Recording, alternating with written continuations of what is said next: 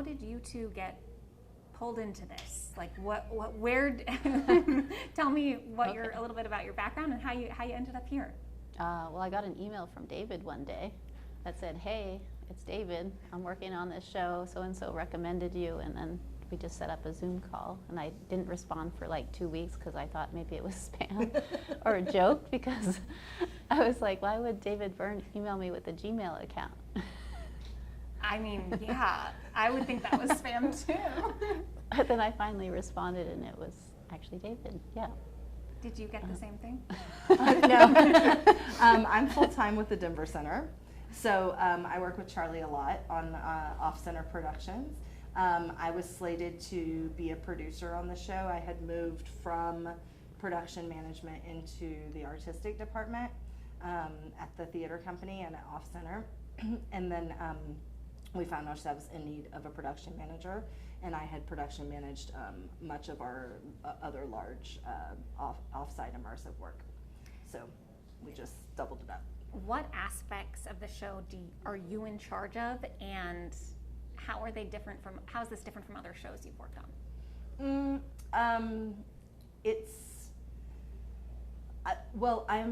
I am essentially in charge of anything. I oversee anything that has to do with production, so lighting, sound, props, costume, scenery, and then helping coordinate with Heidi's department. So I oversee all of the coordination for anything production. And then as far as producing goes, my roles are more to assist Charlie, be a thought partner, review creatively, that kind of thing.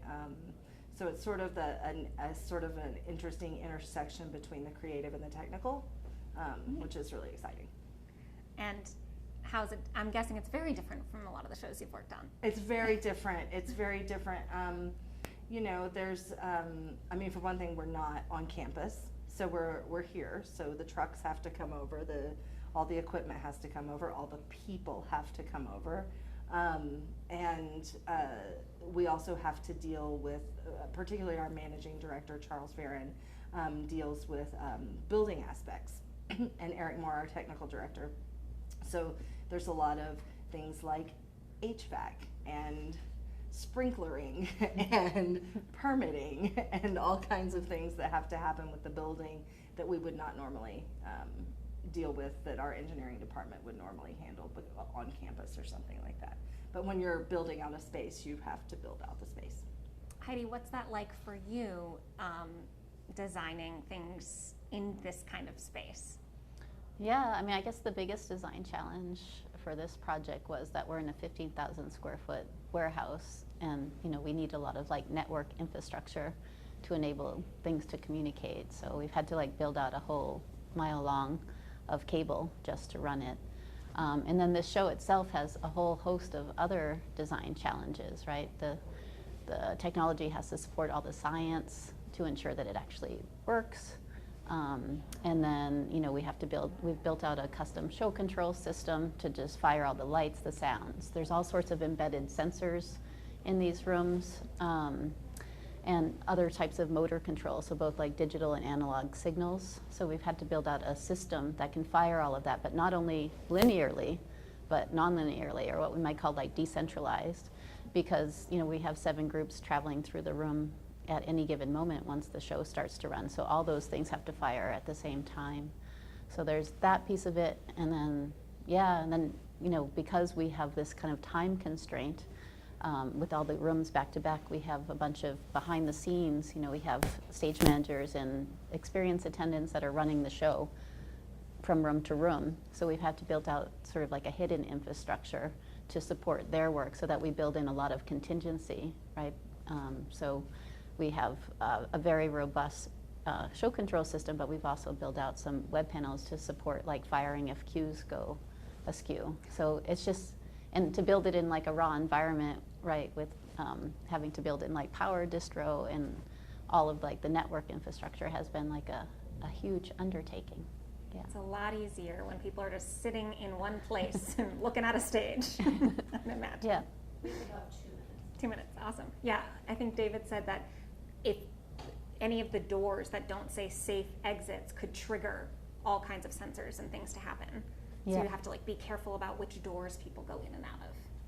That is true. That is true. They can't just run through one Yeah. door. Yeah, we've even built a stoplight infrastructure so that the EAs and the performers and the stage managers know that, you know, it's safe to go into a room or not. What's the one thing that you each want to tell potential audience members about this show that you think is important for them to know and might get them interested in the show? I mean, the science is delightful in that it's unconventional and unusual to integrate like science, technology, right, in design in one performative environment, and also that it's the future of performance in some way, right? So I think, you know, being the first to sort of engage with a new way of experiencing theater through their own collaborative, co-creative process is, I think, illuminating. And I guess the second thing I would say too is that, you know, the show is going to challenge them in many regards, challenge them in terms of understanding their own sense of identity, and to challenge assumptions about their own sense of perceptual reality, and that I hope that will be fodder, you know, for conversation after the show with their families and friends. And what about you, Melissa? I think that one thing that I would like for audiences to know, particularly as we've moved into this world of immersive, not just being about theater, but being about like installations and experiences where you go somewhere and you see something that's mostly just projection, or even to Meow Wolf where they do have some performers. This is a show with a performer and a narrative, so you're actually coming into a story. You're entering a theatrical experience in a way that's not just about the rooms or about what you can touch or what you can see. And then I agree with Heidi. I think the science is absolutely just really exciting and super fun. And I think that, you know, hopefully people will come with one sense of what they perceive and who they are and leave with a different one. Thank you both so much for sharing. I appreciate it. You're welcome. Thank you. Thank you.